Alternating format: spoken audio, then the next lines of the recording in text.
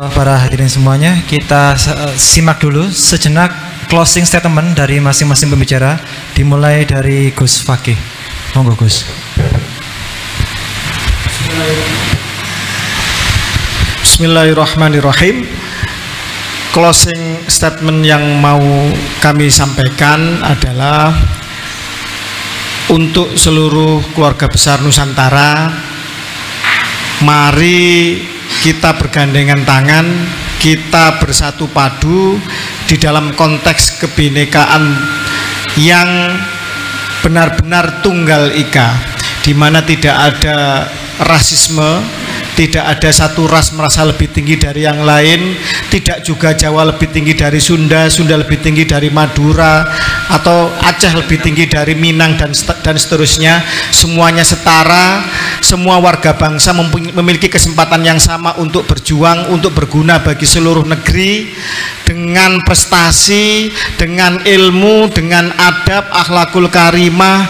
Dan mari kita bergandengan tangan untuk menghapus segala macam rasisme, penindasan, manipulasi atas nama apapun, termasuk atas nama agama, dan terutama yang sekarang menjadi suatu masalah yang berat bagi bangsa ini dan kebetulan menjelang pilpres. Maka kalau saya katakan pesta demokrasi akan berjalan tiap 5 tahun, tetapi meluruskan nasab Nabi dan rasisme, kapitalisme, agama di Nusantara ini harus diselesaikan dengan secepat-cepatnya. Apabila parasit kanker ini tidak segera diamputasi dan disembuhkan, maka bangsa ini akan tambah sakit untuk ribuan tahun yang akan datang. Terima kasih. Wallahu muwaffiq. Assalamualaikum warahmatullahi wabarakatuh.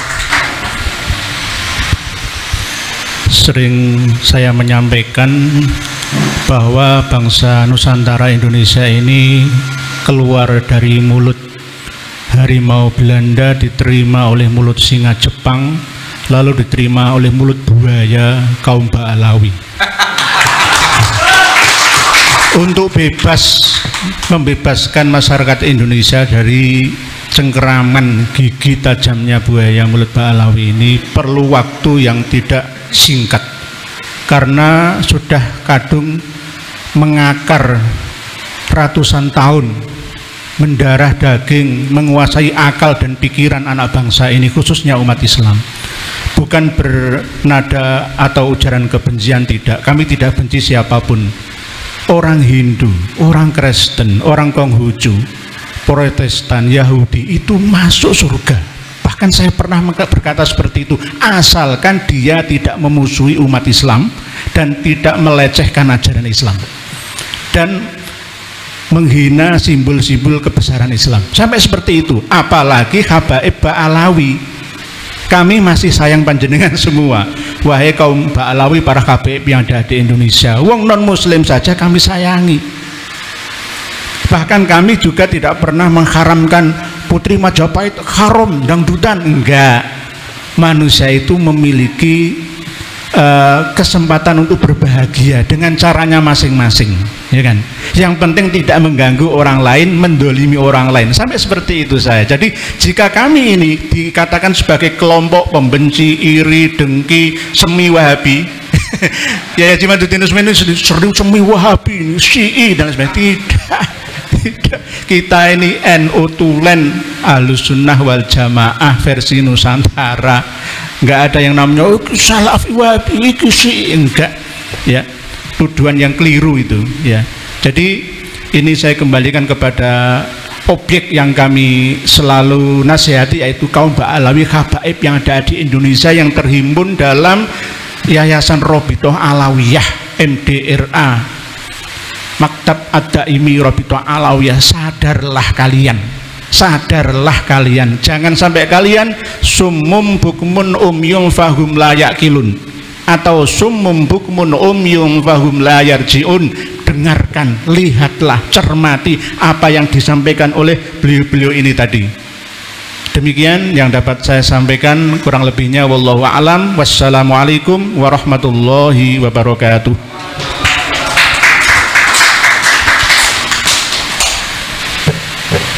Kewajiban semua ulama, semua ahli ilmu adalah bersaksi atas kebenaran dan menyebarluaskan kebenaran, yang itu berarti melawan pembohongan, melawan pembodohan, melawan penipuan. Itulah ulama yang warasatul anbiya.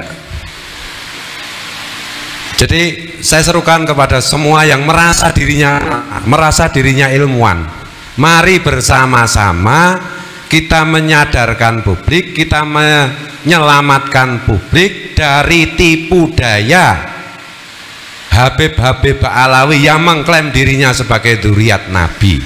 Karena itu berbahaya untuk umat, berbahaya untuk bangsa dan negara, berbahaya untuk kesetaraan, berbahaya untuk Bhinneka Tunggal Ika, berbahaya untuk NKRI, berbahaya untuk Pancasila. Jadi jangan kalian hanya main aman saja. Saya nggak ikut-ikutan, nanti saya tidak dituduh begini dan begitu, tidak dibully, tidak dipersekusi. Kalau begitu berhentilah kalian mengaku sebagai ulama, berhentilah kalian mengaku sebagai ilmuwan, berhentilah kalian mengaku sebagai tokoh. Ini saya keras, karena ini menyangkut kepentingan semua umat manusia, khusus umat Islam di Indonesia.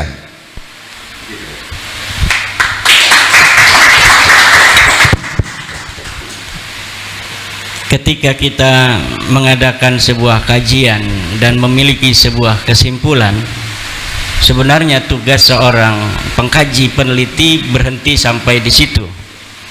Tetapi kenapa saya terutama dan teman-teman ini mau bersusah payah untuk menyebarluaskannya? Kenapa? Karena kita merasa tidak cukup kita mengadakan kajian, mengadakan penelitian, kemudian berhenti sampai di situ, karena kebutuhannya mendesak. Ini yang saya lakukan adalah sesuatu yang berkaitan dengan cinta. Karena saya mencintai bangsa ini, saya mencintai negara ini, saya mencintai para habaib, agar mereka tidak terus di dalam apa yang sekarang mereka sedang berada. Maka saya ini perlu untuk menyadarkan berdasarkan kesimpulan dari kajian yang saya lakukan. Kalaulah dari kesimpulan kajian itu mereka hari ini marah, kesel, jengkel, ya, saya yakin semua itu tidak akan terjadi di akhirat.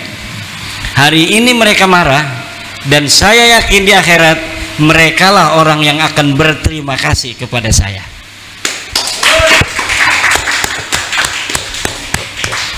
Demikian. Ada beberapa pihak yang menyatakan bahwasanya perjuangan kami ini ibaratnya adalah sebuah fitnah atau juga merupakan ujaran kebencian dan lain sebagainya. Di sini kami sampaikan bahwasanya membuka aib daripada kalangan Habib Ba'alawi Muasal Yaman ini adalah merupakan amar ma'ruf nahi mungkar. Bila mana ada yang menganggap sebagai sebuah fitnah, kami siap mempertanggungjawabkannya baik secara kajian ilmiah maupun secara jalur hukum.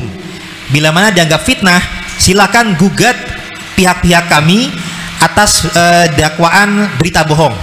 Kita akan buktikan di pengadilan dengan saksi pakar baik genetik maupun kajian ilmiah bahwasanya ini bukanlah sebuah fitnah. Nah, bila mana bukan fitnah, mungkin juga ada yang menganggapnya sebagai gibah. Namun ketahuilah berdasarkan Imam Nawawi, ada hal-hal membuka aib yang bukanlah bagian daripada gibah. Misalkan melaporkan kezaliman suatu orang atau suatu kaum kepada pihak yang berwenang atau berwajib, atau juga menyampaikan sesuatu kepada ulama untuk meminta fatwa, dan juga untuk demi kewaspadaan bagi umat atau kewaspadaan bagi umat Islam, bangsa juga. Dan juga selain itu juga adalah sebagai efek jera bila mana ada suatu kesalahan, kezaliman yang dilakukan secara terang-terangan. Jadi kalau secara terang-terangan itu dilakukan, ada yang merendahkan para kiai kita, merendahkan para wali songo, sultanil aulia, dan itu terang-terangan dilakukan, bahkan menyampaikan bahwasanya negeri kita Indonesia itu adalah miliknya pihak Karim Yaman padahal adalah milik Allah yang dititipkan kepada bangsa Indonesia. Intinya kezaliman yang dinyatakan secara terang-terangan itu apabila kita kaji, kita bedah, itu bukanlah sebuah gibah yang melanggar rel. Dan juga artinya perjuangan kita ini insya Allah akan terus berlanjut sebagai bentuk amar ma'ruf nahi mungkar. Dan juga saya terinspirasi juga tentang masalah yang disampaikan Profesor Menachem Ali tentang adanya data internal dan eksternal.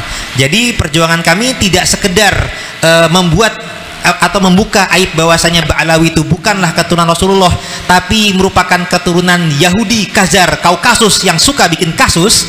Kami juga sifatnya meluruskan sejarah dan silsilah leluhur bangsa kita.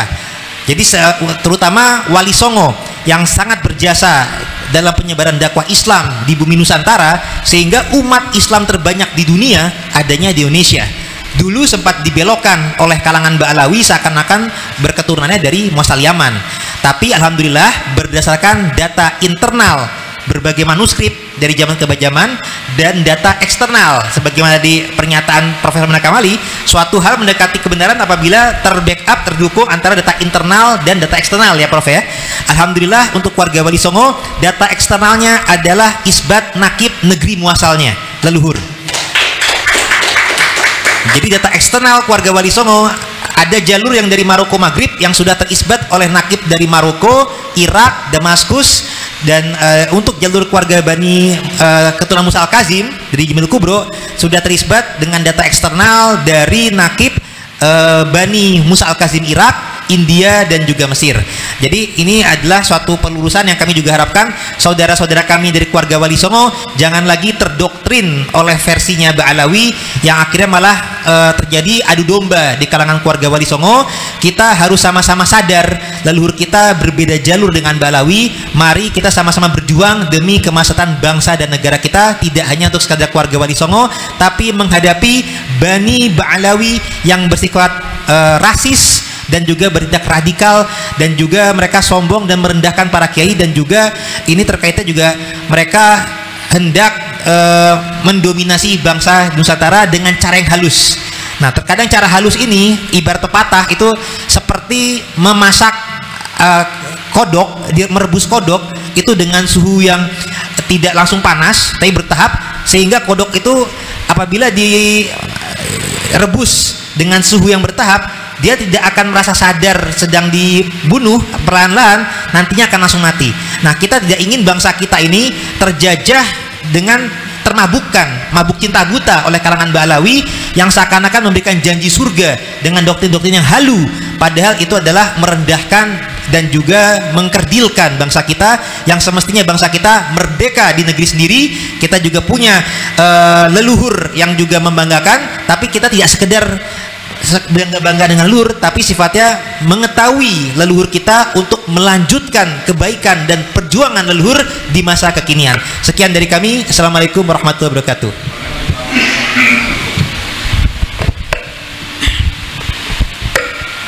Assalamualaikum warahmatullahi wabarakatuh. Alhamdulillah wassalatu wassalamu ala Rasulillah Sayyidina wa Maulana Muhammad ibn Abdillah sallallahu alaihi wasallam wa ala alihi wa sahbihi ajma'in, amma ba'du. Hadirin sekalian dimanapun antum berada, closing pembahasan ini saya ingin sampaikan satu firman Allah yang harus kita fahami dengan penuh keimanan. Wa qul ja'al haqqu wa zahaqal batil innal batila kana zahuqa. Artinya kebenaran itu pasti akan datang, kebatilan, kedustaan tidak akan pernah kekal abadi, dia mesti akan hancur, karena sesungguhnya kebatilan itu pasti akan sirna. Maka oleh sebab itu teman-teman semua, kalau seseorang menasabkan dirinya kepada orang yang tidak berhubungan dengan Rasulullah, tidak perlulah terlalu lampau untuk mengkaji nasabnya. Tetapi ketika orang menisbatkan dirinya kepada nasab orang yang termulia di alam dunia dan akhirat, Sayyidul Mursalin Sayyidina wa Maulana Muhammad ibn Abdullah sallallahu alaihi wasallam, maka konsekuensinya adalah mengkaji nasabnya itu adalah sangat penting demi menjaga marwah Nabi Muhammad sallallahu alaihi wasallam. Maka oleh sebab itu siapapun orang tidak pandang bulu, kalau nasab tidak bisa dibuktikan secara ilmiah, artinya secara kajian ilmu nasab, secara prosedural, maka nasab itu pasti rungkat. Ini saya kasih tahu kepada orang awam semua. Kalian ini lagi dibodohi, kalian ini lagi ditipu dengan bawa-bawa ahlul bait. Ba'alawi itu yang terdiri dari berbagai macam fan, diantaranya bin Yahya, As-Saqaf, Al-Haddad, Al-Attas, Al-Idrus, itu semua bukan ahlul bait. Jangankan ahlul bait, zuriat aja orang masuk, enggak masuk. Hari ini mereka takut. Mereka takut orang awam tahu nasabnya palsu. Takut. Grogi. Sampai keki. Takut dicerai, ditalak 3 sama rakyat Indonesia. Iya. Akhirnya orang dipengaruhi dengan bahasa begini. Kiai Imad boleh ceramah apa saja, tapi jangan bahas nasab. Kenapa takut? Kenapa kok nggak boleh orang ceramah ngebahas nasab? Emang soalnya apa? Orang disuruh tutup mulutnya dengan cara-cara seperti itu nggak kena. Mati, ingat, mati membela kebenaran, mati dengan niat mengungkapkan palsunya nasab Bani Ba'alawi, matinya syahid. Amin ya Allah. Kenapa babi batuk? Minum dulu. Kenapa syahid? Karena membela agama. Jelas tidak? Nabi bilang, man kadzdzaba alayya muta'ammidan falyatabawwa maq'adahu minan nar. Siapa yang berdusta bawa nama saya, macam-macam berdusta bawa nama Nabi, berdusta dengan membawa nama riwayat hadis Nabi, berdusta dengan membawa nama Nabi, kalau aku kakekku ini adalah Nabi Muhammad, itu dusta bawa nama Nabi. Cilaka 15, cilaka 15, enggak lebih. Maka tuan-tuan yang dirahmati oleh Allah, saya yakinkan orang-orang awam yang bela Bani Ba'alawi, satu, bodoh. Walau surbannya panjang, bodoh. Kedua, kalau dia tidak bodoh, pemalas. Dia nggak bodoh, alim, ilmu nahunya bagus, ngajinya sampai ke Hadramaut, ngajinya sampai ke Mesir. Berarti kalau dia bela Ba'alawi, itu tipe ustadz atau kiai pemalas, nggak mau ngaji, nggak mau mengkaji, cukup husnudzon. Jelas nggak? Jadi husnudzon itu nggak acal-acalan. Husnudzon nggak acal-acalan, nggak. Jadi kayak bocah saya ini. Jadi husnudzon itu nggak asal-asalan, bang. Bagaimana kita mau husnudzon kalau orang itu fasih baca Qur'annya, sedangkan yang kita dengarnya begini. Bismillahirrahmanirrahim, alhamdulillahirabbil alamin, misalkan begitu, sampai bisa nggak menganggap saya fasih? Coba pikir. Coba jawab dulu. Biar danta ini closing namanya. Ya, closing itu artinya penutupan ya. Oh iya. Tapi nggak bisa ditasrif ya. Kalau bahlul bisa ditasrif. Bahlul asalnya bahlala yubahlilu bahlulan. Makanya tuan-tuan semintanya, ya, yang namanya orang kalau baca Qur'annya salah, bisa nggak di husnudzon kalau dia alim? Bisa. Oh bisa bang. Jangankan masalah agama, ilmu dunia aja kalau orang bodoh ya goblok. Orang bikin katanya ahli komputer, ya nggak? Buka Word aja orang bisa, buka Microsoft Word ya, Microsoft Word aja kagak bisa. Bisa nggak kita husnudzon kalau dia jago komputer? Masa ilmu agama kalah sama ilmu dunia? Betul. Iya, jadi teman-teman semua dimanapun anda berada, kalau kalian tidak suka sama dakwahnya Kiai Imad yang ngebahas nasab Bani Ba'alawi, datang pakai assalamualaikum sebagai kaum muslimin, duduk manis, tanya Bapak Kiai kapan kita bisa diskusi. Begitu baru betul. Iya, jangan ngalang-ngalangin orang. Orang punya tangan, semua punya kaki dan tangan. Betul? Manusia semua berani, nggak ada yang takut-takut. Ya, ular yang nggak punya tangan aja bisa menewaskan manusia, apalagi manusia yang punya tangan. Cuman satu, untung Indonesia ini punya negara hukum. Kalau tidak, aku buat bagikan kisah Raja Rimba. Ya, maka teman-teman semuanya, ending closing ini adalah Ba'alawi palsu. Jelas? Bukan keturunan Nabi, tetapi keturunan Musa Samiri. Kenapa ketawa? Memang benar. Ya. Oleh sebab itu, hati-hatilah sama tukang tipu. Sebaik-baik tukang tipu, ending akhirnya adalah menghancurkan harta kita. Tukang tipu kalau nggak bisa ditipu harta kita, istri kita diselingkuhkannya. Ya, hati-hati. Sudah fakta dan terjadi.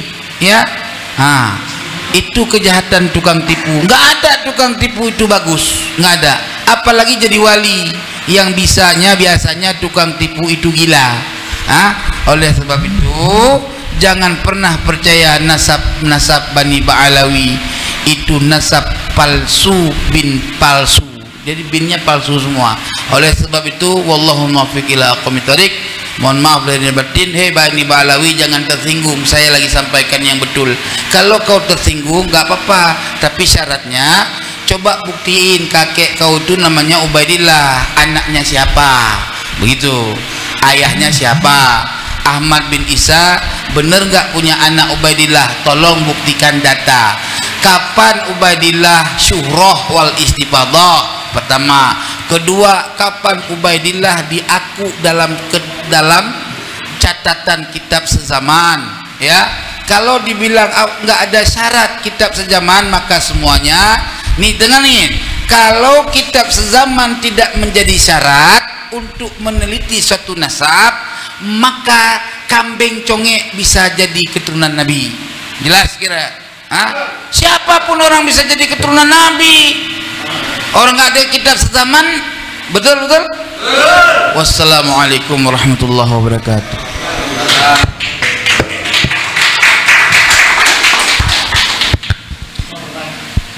Saya yang bagian akhir. Mudah-mudahan yang bagian akhir ini menjadi pencerahan untuk semua dari pernyataan-pernyataan beliau. Saya hanya menutup dengan satu larik yang termaktub dalam Kakawin Sutasoma. Bunyinya begini: Binneka tunggal ika tanhana dharma mangrua. Berbeda-beda tetapi satu, karena kebenaran itu tidak ada yang mendua. Jadi kebenaran itu satu, mutlak, Meskipun berbeda-beda, tapi tanhana dharma mangrua. Itulah sebabnya kalau kita buka Bhagavad Gita misalnya, apa yang dikatakan Sri Krishna kepada Arjuna? Yada yada hitarmasya nirbhavati bharata abhyutanam atharmasya tadat manam srjramiyaham. Dharma itu akan senantiasa ada di tengah-tengah kalian. Bila dharma itu terhimpit dan adharma, lawan dari dharma, lawan dari kebenaran itu merajalela, maka aku akan datang untuk melindungi orang-orang suci. Ini pernyataan dari Krishna kepada Arjuna, dan ini sifatnya universal. Kebenaran itu satu, kebenaran itu tidak mendua. Itulah sebabnya kalau kita sadar dalam soal ini, al-haq itu pasti satu, tidak bisa dimanipulasi. Maka sekali lagi, mulai hari ini jangan ada orang yang mengkapitalisasi nasab. Dua, jangan ada orang yang mencoba menjual nasab untuk nasib, karena ini bertentangan dengan semangat kebangsaan kita. Semua suku bangsa, siapapun mereka, apapun latar belakangnya, sederajat dalam konteks kewarganegaraan di negara kita Indonesia ini. Dan yang paling penting dan yang paling harus dipahami, bahwa apapun agama kita, apapun latar belakang kita, semuanya berada di posisi yang sama di depan hukum. Maka apapun yang kita lakukan pasti dan memang pasti berhadapan dengan hukum. Jadi jangan takut membela kebenaran. Itu apa yang bisa saya sampaikan. Saya terima kasih atas kerawuhan panjenengan semua, Gus Fuad Pleret, kemudian Kiai Imaduddin bin Usman Al-Bantani, yang sebenarnya juga Bagus Mogi dan Sayyid Qori, Gus Fuad dan Kiai Nur Ikhya. Saya tidak pernah ketemu sebelumnya dengan mereka-mereka. Secara fisik yang nggak pernah ketemu, tapi kenapa hari ini beliau-beliau datang ke sini memiliki suara yang sama untuk menyuarakan kebenaran? Karena kebenaran tidak bisa dimanipulasi, kebenaran tidak bisa dihimpit dengan cara apapun. Ketika kebenaran dihimpit, maka disitulah tangan Tuhan akan ikut berbicara dan bersama mereka. Saya kira demikian. Wassalamualaikum warahmatullahi wabarakatuh. Waalaikumsalam warahmatullahi wabarakatuh. Kita beri aplaus dulu untuk para pemateri pada malam hari ini.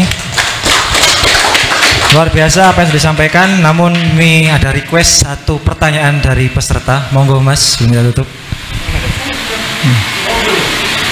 Assalamualaikum warahmatullahi wabarakatuh. Saya Iqbal dari Laskar Raja Wali Songo. Ini mau tanya soal ini. Terus, kalau saya kaji tadi bahwa semua permasalahan itu berasal dari Ali bin Abu Bakar As-Sakron. Nah, pertanyaan saya, apa benar wirid yang disebut wirid sakron itu benar kalangan beliau? Sebagaimana Rotib Al-Hadad ternyata karangan Imam Arifai. Itu pertanyaan pertama ya. Ini yang kedua, banyak netizen yang nanya, apa mungkin waliullah melakukan kejahatan masif, pemalsuan nasab secara jariah seperti itu? Nikurin, Yai, monggo. Monggo disampaikan. Pertanyaan pertama, Ali As-Sakron punya wirid hizib namanya hizib sakron. Saya belum meneliti apa betul itu wiridan Habib Ali bin Abu Bakar As-Sakron. Jadi perlu penelitian khusus. Jikapun benar, maka makom kewalian, jika betul wali di hadapan Allah, itu tidak ada kaitan dengan nasab. siapapun dia bisa menjadi waliullah. Dan satu yang perlu untuk diingat, tidak ada yang tahu wali kecuali Allah. Saya tidak mengetahui wali kecuali wali, tidak. Tapi tidak mengetahui wali kecuali Allah. Karena wali itu kekasih, kekasih itu adalah fi'lul qalbi bagi manusia. Hanya saya yang mengetahui siapa sebenarnya yang paling saya cintai dari manusia. Begitu pula hanya Allah yang mengetahui siapa kekasih-kekasihnya. Lalu tentang tergugat Habib Ali bin Abu Bakar As-Sakran. Kenapa saya selalu menghilirkan masalah ini kepada Habib Ali bin Abu Bakar As-Sakran? Karena de facto hari ini yang dapat saya baca dari kitab tertua adalah karya Habib Abi Bakar As-Sakran ini, Ali bin Abu Bakar As-Sakran. Benarkah dia karangan Habib Ali bin Abu Bakar As-Sakran? Ini bisa jadi bila diteliti lagi, bisa jadi ini pun tidak ada. Hari ini kitabnya dicetak. Saya pernah melihat sebuah manuskrip, namanya bukan Al-Burqatul Musyiqah tapi Al-Burqatul Munifah.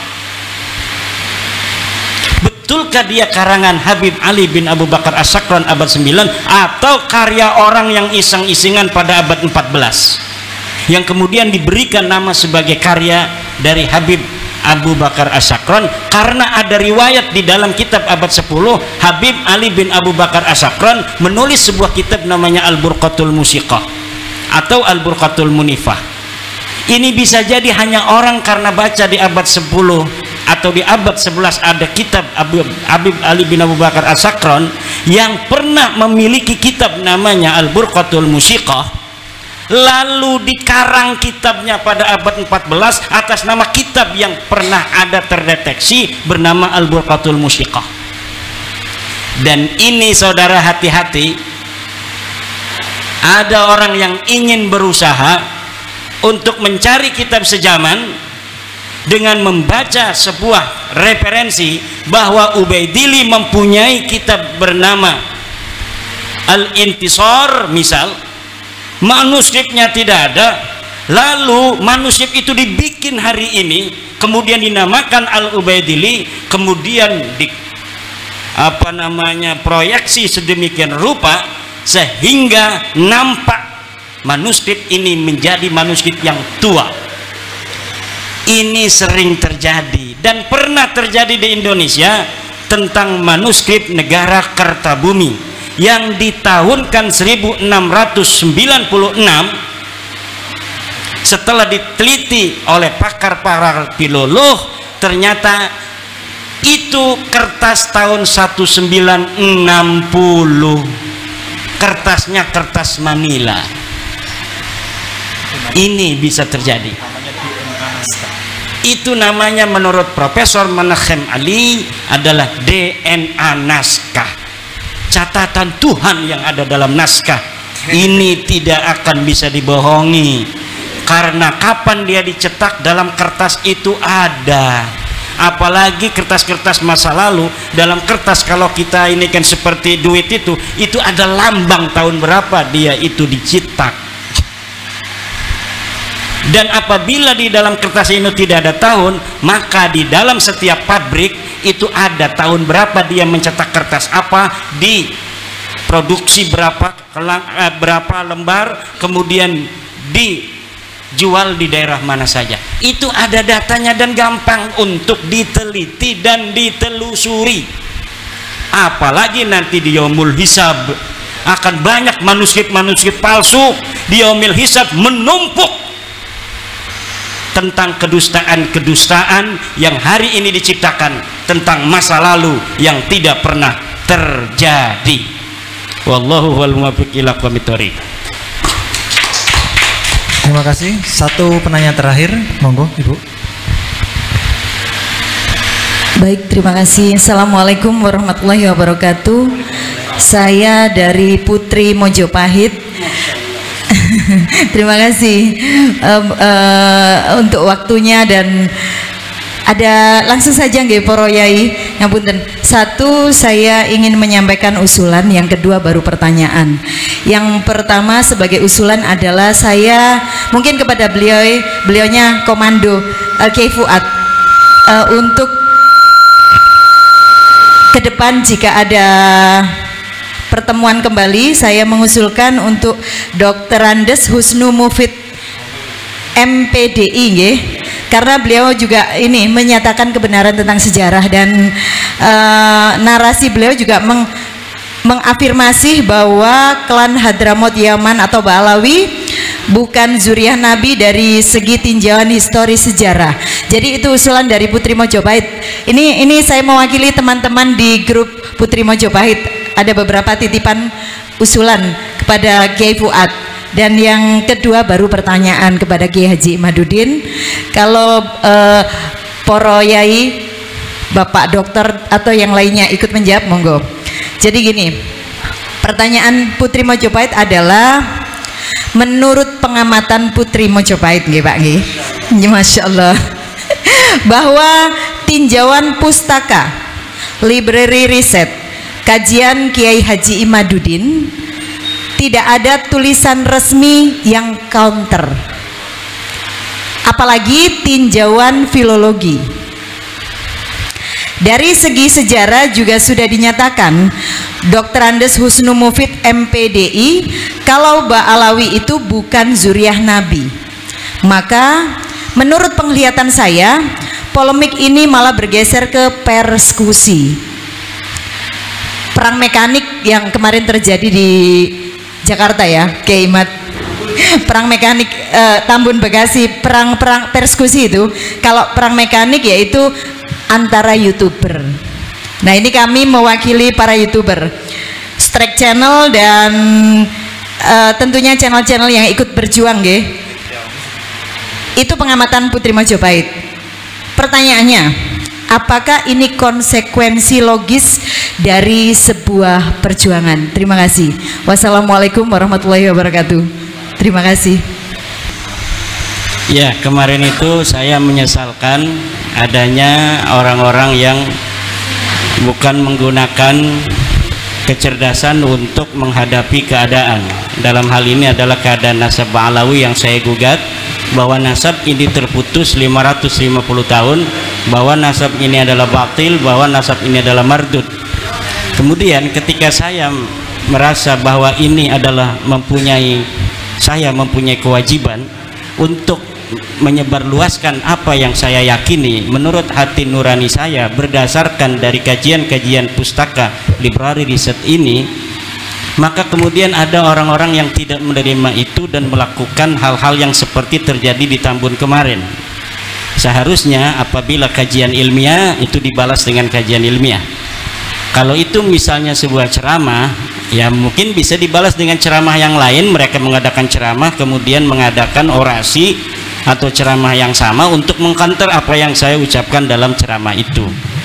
Namun itu tidak dilakukan, justru mengadakan intimidasi. Ini akan semakin membuat masyarakat menjadi tahu bahwa begitu penting mungkin bagi Ba'alawi pengakuan orang lain terhadap nasab dia, sementara mereka tidak bisa untuk menunjukkan bukti-bukti dari kesahihan nasab mereka. Kalau misalnya mereka mampu untuk memberikan bukti-bukti kesahihan nasab mereka berdasarkan sumber-sumber yang ada pada zamannya atau yang mendekati zaman itu, lalu kita tidak menerima kebenaran itu umpamanya, baru itu mungkin dipertanyakan objektivitas dari orang yang menyatakan bahwa nasab Ba'alawi ini adalah terputus.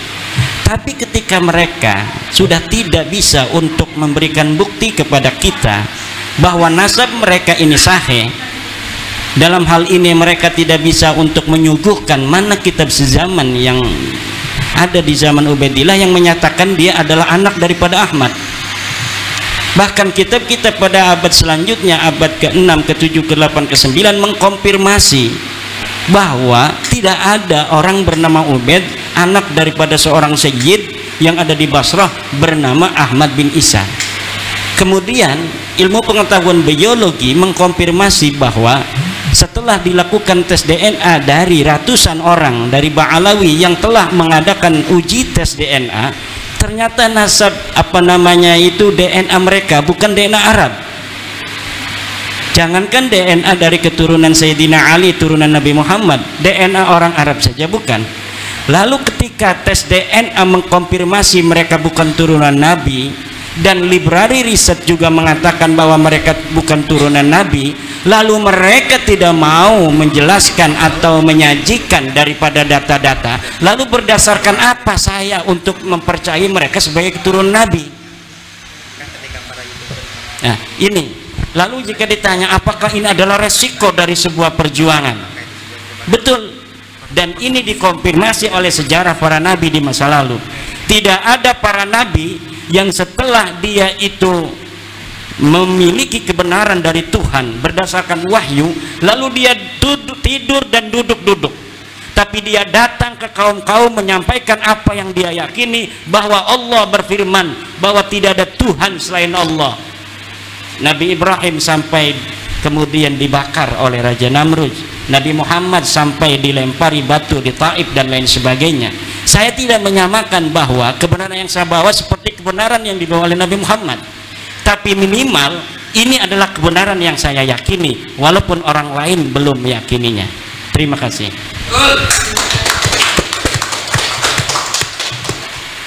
Baik, terima kasih atas pertanyaannya Putri Majapahit. Sampun nggih karena waktu. Satu, gimana? Boleh? Nggih, monggo Ibu. Bismillahirrahmanirrahim. Assalamualaikum warahmatullahi wabarakatuh. Maaf saya nggak mau disut. Saya pengen bertanya pertama sama Gus Fakih. Iya. Gini, saya minim masalah genetika ini, tetapi ketika ada orang yang berpendapat bahwa apakah tidak terlalu prematur ketika menjelaskan masalah genetika ini, mengingat kalau kita melakukan penelitian genetika ini, masalah DNA ini terlalu cepat gitu loh, karena mengingat sendiri Yahudi ini kan cabangnya banyak dan itu berkembang terus dan memunculkan teori, contohnya seperti Albert Einstein yang memiliki haplo E, ternyata E ini dari Afrika Barat gitu loh, contohnya. Apakah ini tidak terlalu prematur? Itu yang pertama. Terus untuk apa harapan Anda dari tesis yang Kiai buat ini, harapannya gitu, impactnya maksudnya. Terus untuk Pak Ali, rata-rata ada yang berpendapat gini, untuk membahas tentang ilmu nasab, karena saya kan banyak belajar dari Anda masalah Yaman, Hadramaut, Hadoram dan sebagainya, itu udah. Cuman banyak dari kalangan sebelah itu beranggapan bahwa ilmu filologi ini atau data dari eksternal nggak usah dibawa-bawa, kan gitu, banyak yang gitu beranggapan. Seberapa pentingnya sih kita memerlukan data eksternal untuk ilmu nasab ini? Apakah Ahmad bin Isa ini betul-betul pernah berhijrah ke Yaman? Udah itu aja. Assalamualaikum warahmatullahi wabarakatuh. Ya, baik, terima kasih. Pertanyaannya sangat tajam dan saintifik. Yang pertama tadi sudah saya jelaskan bahwa ada 3 golongan dari kaum Yahudi internasional. Yang pertama dari garis lurus laki-laki ke 12 imam, 12 putra dari Yakub bin Ishak bin Ibrahim. Ini haplogrupnya J1. Ada kode L860 dan P58. 860 keluarga Israiliyah garis lurus dan P58-nya Ibrahim. Itu yang pertama. Yang kedua, di antara mereka juga perempuan-perempuan dari 12 suku ini dikawin oleh etnik lain, ras lain. yang karena kemudian kalah secara literasi, secara kodifikasi keagamaan, sehingga kemudian membentuk suku bangsa yang keturunan yang memeluk Yahudi. Ini yang kedua, bisa grup E, bisa I dan lain-lain, R bisa. Kemudian ada lagi yang sama sekali bukan keturunan dari 12 putra Yakub bin Ishak bin Ibrahim. Dan tadi saya katakan sialnya Ba'alawi ini adalah keturunan dari Kaukasia yang terindikasi dan menurut beberapa pakar sejarah sebagai Yahudi Khazar, yang Yahudi Khazar ini muncul dari golongan haplogrup G yang berdomisili di Kaukasia. Jadi itu. Kemudian apakah ini tergesa-gesa atau istilahnya terlalu terburu-buru? Tidak. Karena ilmu genetika itu sudah kokoh 200 tahun silam, sejak Gregory Mendel, seorang Yahudi kripto biarawan, itu mengabdikan dirinya menanam ercis atau buncis selama sekian puluh tahun dan meneliti tentang ilmu genetik awal. Kemudian berkembang sampai kemudian James Watson and Crick menemukan ilmu DNA, bisa membaca double helix DNA, bisa mendapatkan kode-kode. Kemudian di era sekarang semua pemetaan DNA sudah sangat komprehensif, sehingga salah satunya selain ATDNA, YDNA maupun mtDNA itu ada DNA sampah yang dianggap tidak ada gunanya, ternyata bisa terpetakan. Nah, ini sudah sangat maju sekali. Bahkan sekarang membaca DNA itu adalah ilmu kemarin. Ilmu hari ini adalah melakukan restriksi rekombinan, melakukan cloning, melakukan sport science, melakukan rekayasa genetik untuk merakit DNA, untuk menghindarkan penyakit-penyakit bawaan itu secara genetik. Jadi sudah sangat maju membaca DNA, ilmu kemarin. Jadi kalau ada yang meragukan tes DNA adalah orang-orang yang tidak saja hidup di hari kemarin, tetapi hidup di abad pertengahan abad ke-8. Itu yang bisa saya jawab. Kemudian terkait mengenai masalah apakah Ba'alawi ini sudah terpetakan? Sudah terpetakan. Bahkan di dalam ISOGG, komunitas ilmuwan genetik internasional, Bani Alawi ini disebut Saddah Hadramut, ya, itu berbeda gitu. Ini sudah terpetakan sebagai suatu subbangsa sendiri. Di dalam pemetaan dari beberapa proyek genetik dari keluarga besar Yahudi sendiri, ada Doron Behar Project, Avotaino Project, bahkan di family tree DNA yang dimiliki oleh orang Yahudi bernama Brent Grisman, itu Ba'alawi di dunia ini sudah terpetakan berhaplogrup G dengan kode-kode haplotype-nya masing-masing. Pertanyaannya, apakah Ba'alawi di Indonesia? Semuanya Ba'alawi ini juga masih harus dikaji. Karena apa? Ada beberapa sampel yang masyhur sebagai Ba'alawi, ternyata setelah dites DNA bukan bagian dari Ba'alawi. Dan kita memahami bahwa di era kolonial, untuk menjadi warga elit yang mendapatkan fasilitas Belanda, banyak yang memba'alawikan dirinya agar menjadi warga kelas atas di bawah kelas ras kulit putih Belanda, mendapatkan fasilitas dari kolonial. Dan ini bisa diuji, bisa di tracing nanti ketika Ba'alawi kita harapkan mau terbuka untuk ikut proyek bersama meneliti secara genetik mereka, apakah mereka benar Ba'alawi sesuai dengan keluarga besar Ba'alawi yang telah terpetakan secara internasional di Yaman sana, ataukah mereka adalah orang-orang yang bukan Ba'alawi tapi di-Ba'alawikan, disesatkan menjadi Ba'alawi, padahal dia adalah Trah Nusantara asli, atau mungkin justru Trah Sayyid asli. Karena Ba'alawi selain mengaku sebagai cucu Nabi, mereka juga mencopet marga-marga asli milik keluarga Nabi, seperti bin Yahya itu ada Al-Hasani, Basaiban, As-Saiban itu ada Al-Idrisi, kemudian ada juga Al-Haddad dari Al-Jilani Al-Hasani, Asgaf yang asli ada Al-Musawi Al-Hasani. Ini juga sudah melakukan tes DNA dan terbukti nasabnya tidak ke Ba'alawi, tapi marga ini benar-benar dirampok, dicopet oleh Ba'alawi. Demikian, terima kasih. Selanjutnya monggo Pak Menahem Ali atau Kiai Ro? Ya, kalau bicara soal eksternal internal itu kita harus punya sudut pandang. Sudut pandang kita ini teologis atau historis. Kalau sudut pandang kita ini teologis, apa yang termaktub dalam bukti internal sudah cukup diyakini sebagai doktrin. Jadi kalau kita Muslim mengatakan Nabi Muhammad sallallahu alaihi wasallam itu keturunan Nabi Ismail dan itu ada di dokumen Muslim saja, cukup diimani.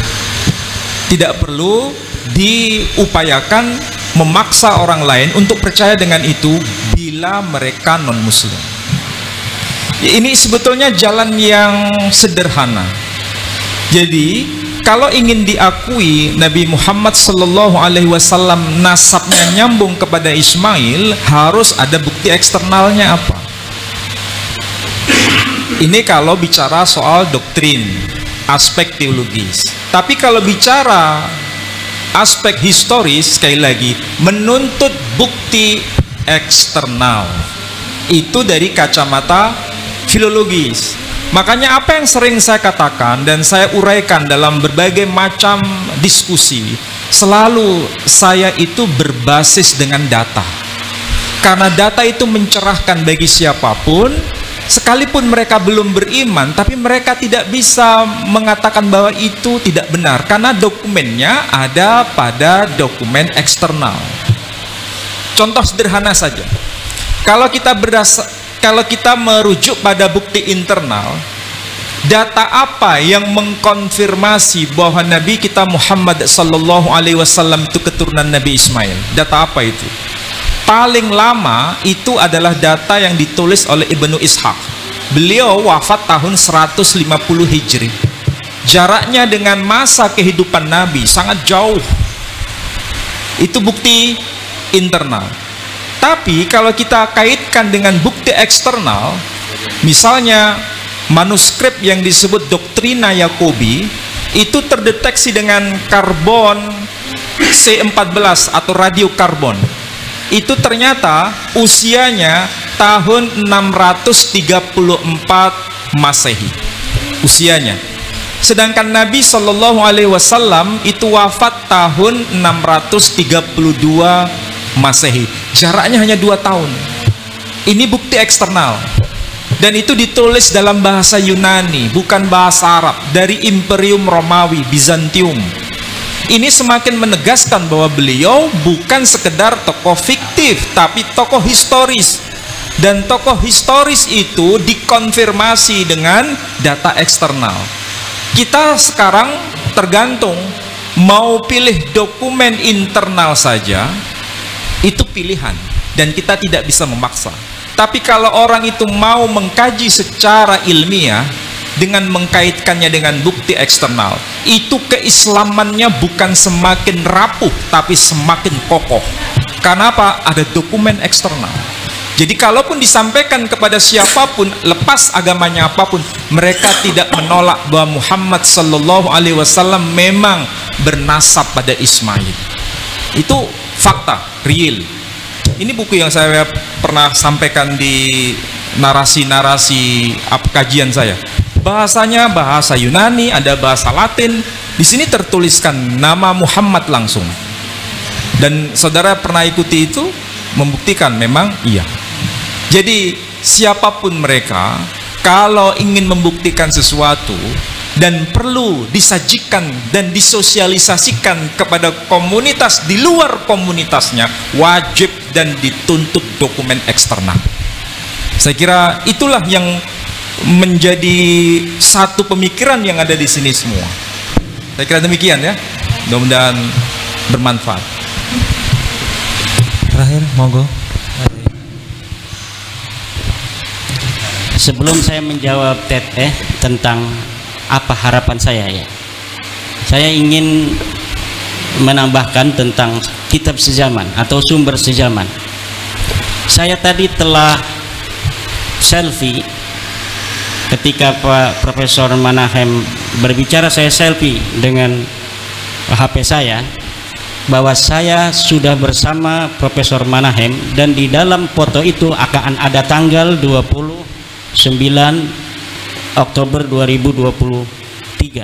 Ini adalah sumber sezaman internal saya, dan apa-apa yang ada di dalam rekaman dari para teman-teman yang hadir di sini hari ini, yang memoto dan yang memvideo, adalah bukti eksternal bahwa saya pernah datang ke Mu'alaf Center At-Tauhid di Surabaya pada tanggal 29 Oktober 2023. Kalaulah nanti 5 tahun lagi atau 20 tahun lagi saya bicara menceritakan kepada cucu saya dulu pernah bertemu dengan pakar kristolog, seorang pejuang dari Surabaya yang melindungi, membimbing para mu'alaf yang ada di Surabaya.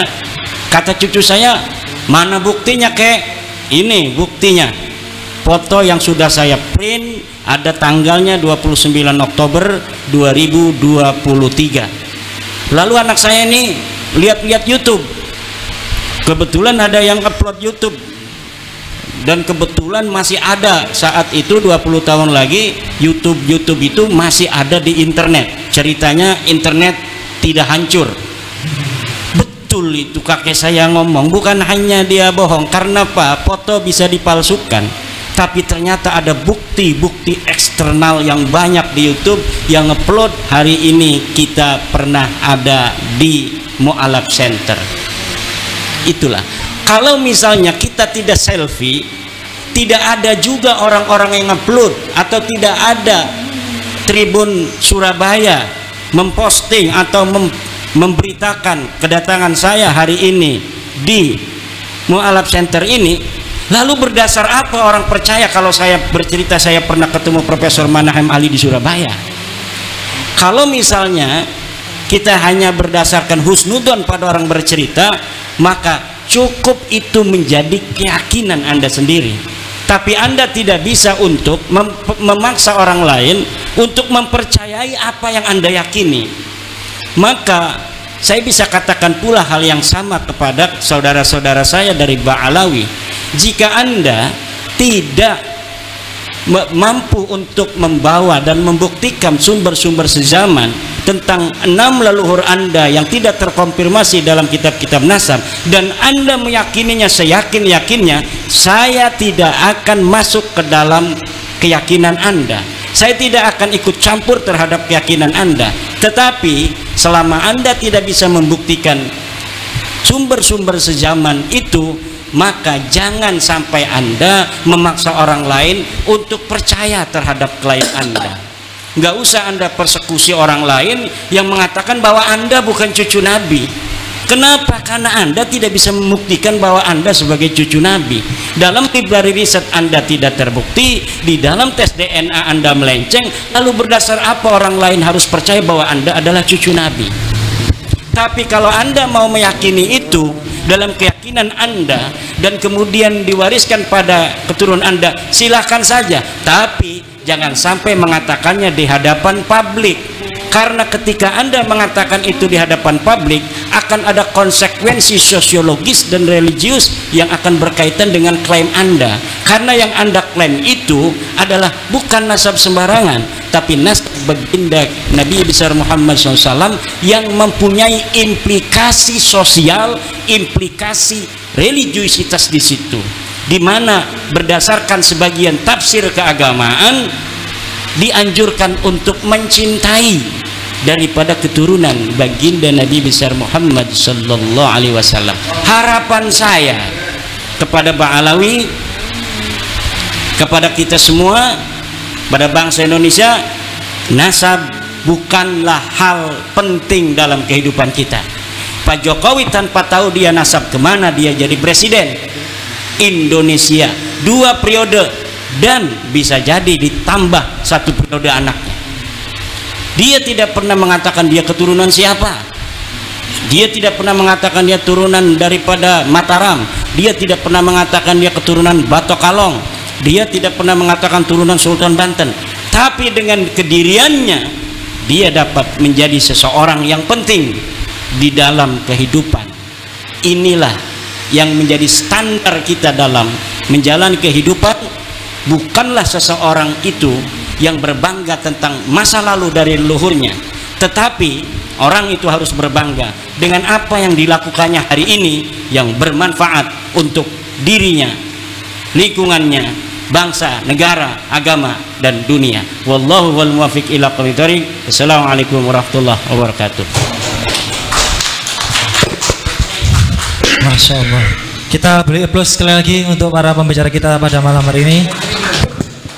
Oke. Oh, satu lagi ya. Monggo. Pak Ekori. Satu lagi terakhir. Enggak. Sudah 3 jam ini ternyata. Kalau 1 menit nggak cukup lah. 3 menit lah. 3 menit ya. Pertanyaankah tadi, apakah benar ya Said Ahmad bin Isa itu hijrah ke Yaman atau Hadramaut ya? Saya cukup menjawab dengan satu syair yang tadi barusan saya tuliskan dalam bahasa Arab. Famani taqada bi Ahmad bin Isa yuhajiru minal basrati ilal Yaman falan tajidu maqbaratahu fil Yaman siwa hikayatin an aliin asakran. Allah. Artinya siapa orang yang berkeyakinan kepada Ahmad bin Isa berhijrah dari Basrah ke Yaman, maka kamu tidak akan pernah mendapatkan kuburannya di Yaman, terkecuali hanya sebatas cerita ya yang diambil melalui jalan Khabar Ali As-Sakran, pengarang kitab Burqatul Musiqah. Faqad kana al-khabaru sahih makburan bil Basrah, maka sungguh adalah kabar yang sahih itu dikuburkan di Basrah, ya kan? Kama fit tadzibi ya ikhwanul muslimin, sebagaimana didapatkan dalam kitab At-Tahdzib ya ikhwanal muslimin, wahai saudara yang se-Islam. Artinya apa? Anda akan menemukan dongeng sebelum tidur ketika Anda mendengar kabar bahwa Said Ahmad bin Isa berhijrah ke Yaman. Tidak pernah ada riwayat itu, riwayat palsu yang dibuat-buat. Pada akhirnya Anda tertipu dengan tipu daya yang sangat dahsyat. Maka kita kembali kepada kebenaran, carilah terus informasi, karena kebenaran akan mencari lobangnya, akan mencari kemana tempatnya yang benar-benar dia bisa kuat di tempat itu. Tapi ingat, kebenaran tidak akan bersandar kepada tempat yang lemah. Maka semua kitab yang kami teliti sepakat bahwa Said Ahmad itu berhijrah dari Madinah ke Irak, dari Irak ke Basrah. Ngapain ke Basrah? Menjadi sebagai pengusaha minyak, sehingga beliau di situ bermukim dan wafat di sana. Kalaupun ada orang yang mau membawa satu riwayat yang menyatakan hijrahnya Ahmad bin Isa ke Yaman tanpa ada riwayat, maka akan saya adu dengan riwayat yang lain dalam kitab Al-Asyairul Arabiyah. Di situ malah dikatakan bahwa Said Ahmad bin Isa tidak pernah hijrah ke Hadramaut Yaman, malahan atau bahkan yang dia pernah hijrah adalah ke Undunus begitulah kira-kira, dan itu kalau nggak salah Uzbekistan ya. Nah seperti itu. Artinya riwayat itu juga nggak ada sanad, jadi diadu dua-dua dongeng sebelum tidur, akhirnya berantem, nggak ada yang kalah. Yang menang cuma satu adalah yang punya dalil. Wassalamualaikum warahmatullahi wabarakatuh.